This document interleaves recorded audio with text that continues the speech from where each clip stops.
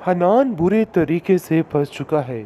जहाँ देखता है वहीं पे उसके लिए रास्ते बंद हुए नजर आते हैं, क्योंकि अब शीबा हाथों के पीछे पड़ चुकी है। इन मामलात को ख़त्म करने के लिए वो अब पुलिस का सहारा लेगी, क्योंकि वो जानती है कि सीधे तरीके से घी नहीं निकलने वाला, उसको उंगली टेढ़ी ही करनी पड़ेगी। ये लोग इस काबिल नहीं हैं कि कुछ भी ठीक कर सके। वो बड़े अच्छे तरीके से इन लोगों की रम्स को पहचान चुकी है। लेकिन जी आप देखेंगे कि ज़ारा की माँ ज़ारा के पीछे हाथ धो के पड़ चुकी है और उसको कहती है कि मुझे साफ साफ बताओ कि आखिर तुम अपने घर कब जा रही हो। तुमने इतने दिन हो चुके हैं, कोई खैर खबर नहीं ली है। देखो ज़ारा, तुम्हें अपने घर जाना होगा। जिसको सुनकर वो कहती है कि आखिर आप कैसी माँ हैं, क्या हो गया कि अगर मैं इधर आकर रह रही हूँ। आपको कुछ समझना चाहिए, क्योंकि ज़ारा ने अपनी माँ को अंदरूनी बात नहीं बताई है और कहती है कि ऐसी कोई बात नहीं है, क्योंकि वो जानती है कि अगर उसकी माँ को कानों कान खबर हो गई कि उसकी दुकानें बुरे तरीके से हड़प हो चुकी हैं, तो उसके हाथ कुछ भी नहीं आएगा, बहुत परेशान हो जाएगी। माजदा काफ़ी ज़्यादा हैरान होती है और कहती है कि तुम्हें आज साफ साफ बताना होगा कि आखिर क्या मामला है। लेकिन जी आप देखेंगे कि वलीद मिनाहिल से मिलने के बहाने आता है और माजदा को कहता है कि मैं सोच रहा था कि आपकी खैरियत पूछूं कि आखिर आप किस हाल में हैं और कैसी हैं।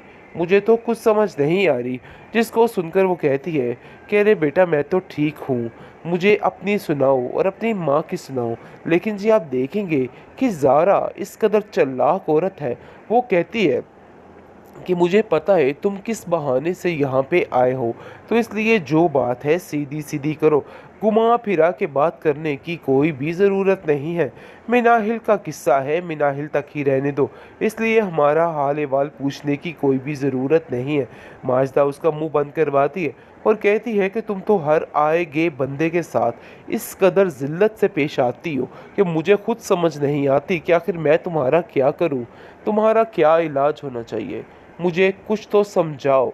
जिसको सुनकर मिनाहिल कहती है कि इसकी बकबक को बंद करवाना ही आपका काम है और आपको इसकी बोलती बंद करवानी ही होगी, क्योंकि ये लड़की कभी भी ठीक नहीं हो सकती। उसका दिमाग पे अल्लाह जाने क्या चीज़ सवार हो चुकी है कि हर वक्त बदबख्ती के अलावा और कुछ नहीं सोचता है। वो वलीद से इस बात की माफ़ी मांगेगी और कहेगी कि वलीद, तुम मुझे माफ़ कर दो, यानी कि इसको माफ़ कर दो और मैं तुमसे माफ़ी मांगती हूँ। जिस पर वो मिनाहिल से कहता है कि अरे बीबी, तुमने क्या किया है, मुझे यकीन है कि ये सब कुछ किया दरा ज़ारा का ही है, इसलिए तुम्हें घबराने की कोई ज़रूरत नहीं है। जिस पर वो कहती है कि नहीं, हमारे घर में आए गए मेहमान की बड़ी इज्जत की जाती है, लेकिन यकीन मानिए इस लड़की ने हर चीज़ की तबाही बर्बादी फेर दी है।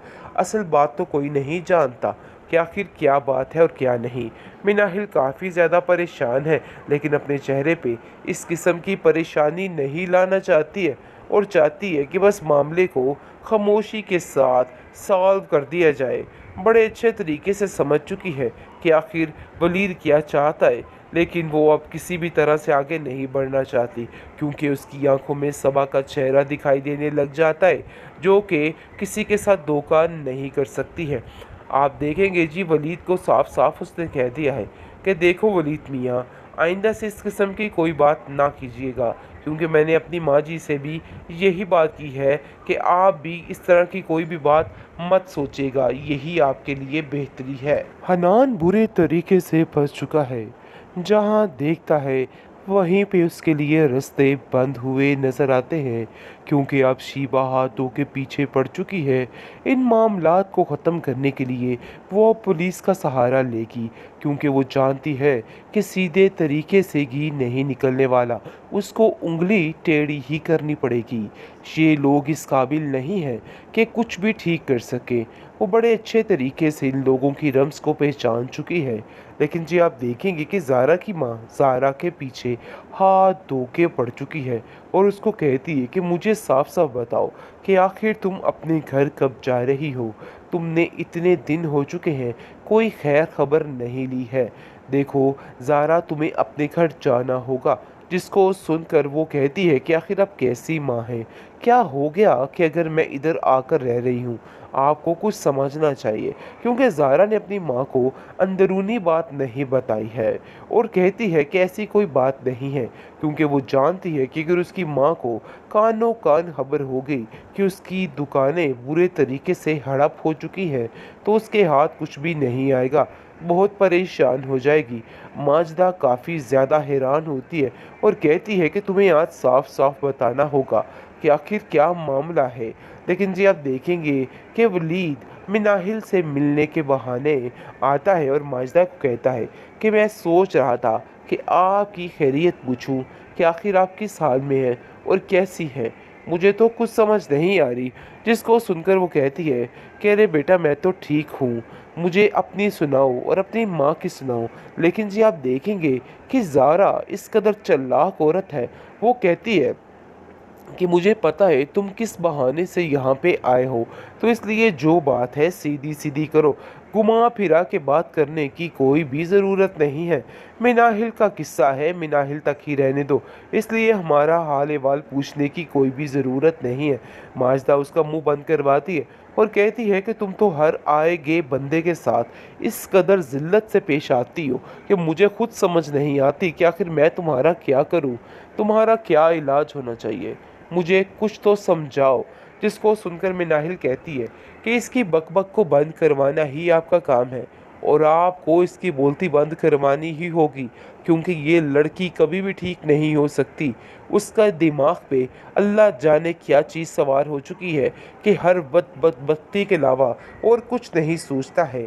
वो वलीद से इस बात की माफ़ी मांगेगी और कहेगी कि वलीद तुम मुझे माफ़ कर दो, यानी कि इसको माफ़ कर दो और मैं तुमसे माफ़ी मांगती हूँ। जिस पर वो मिनाहिल से कहता है कि अरे बीबी तुमने क्या किया है? मुझे यकीन है कि ये सब कुछ किया दरा ज़ारा का ही है, इसलिए तुम्हें घबराने की कोई ज़रूरत नहीं है। जिस पर वो कहती है कि नहीं, हमारे घर में आए गए मेहमान की बड़ी इज्जत की जाती है, लेकिन यकीन मानिए इस लड़की ने हर चीज़ की तबाही बर्बादी फेर दी है। असल बात तो कोई नहीं जानता कि आखिर क्या बात है और क्या नहीं। मिनाहिल काफ़ी ज़्यादा परेशान है, लेकिन अपने चेहरे पे इस किस्म की परेशानी नहीं लाना चाहती है और चाहती है कि बस मामले को खामोशी के साथ सॉल्व कर दिया जाए। बड़े अच्छे तरीके से समझ चुकी है कि आखिर वलीद क्या चाहता है, लेकिन वो अब किसी भी तरह से आगे नहीं बढ़ना चाहती, क्योंकि उसकी आंखों में सबा का चेहरा दिखाई देने लग जाता है, जो कि किसी के साथ धोखा नहीं कर सकती है। आप देखेंगे जी वलीद को साफ साफ उसने कह दिया है कि देखो वलीद मियाँ, आइंदा से इस किस्म की कोई बात ना कीजिएगा, क्योंकि मैंने अपनी माँ जी से भी यही बात की है कि आप भी इस तरह की कोई भी बात मत सोचिएगा, यही आपके लिए बेहतरी है।